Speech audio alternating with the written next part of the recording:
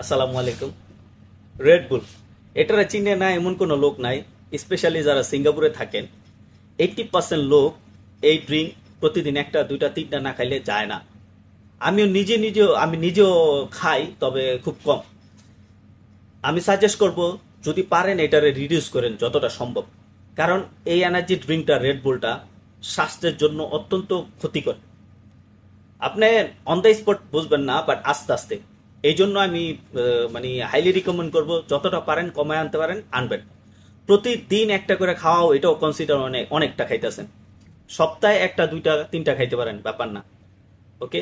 So এটা যদি খান, এটা তো অবশ্যই জানেন, মাস্ট বি ঘুমের সমস্যা হবে, ঘুম আসবেই না। তারপর হচ্ছে আপনার হার্টের সমস্যা হইতে পারে আস্তে আস্তে এগুলা।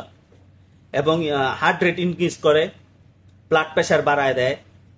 তারপরে হচ্ছে আপনার কি বলে, আপনি ওয়েট গেইন করতে পারেন, আপনি মোটা হয়ে যেতে পারেন, আপনার চর্বি জমতে পারে এটার কারণে। তারপর দাঁতের ক্ষয় হওয়া শুরু করে আস্তে আস্তে। এবং অনেক ধরনের আর সমস্যা আছে। আপনি চাইলে গুগল সার্চ করতে পারেন, দেখতে পারেন।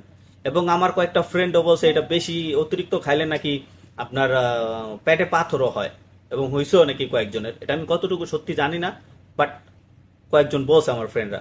তার জন্য আমি হাইলি রিকমেন্ড করব, যতটা সম্ভব রিডিউস করবেন, কমায় খাইবেন এগুলা।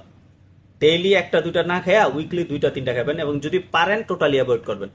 এবং এটা প্রেগনেন্ট উমেনের জন্য অনেক ক্ষতিকর, প্লাস যারা বাচ্চা আছে তাদের জন্য।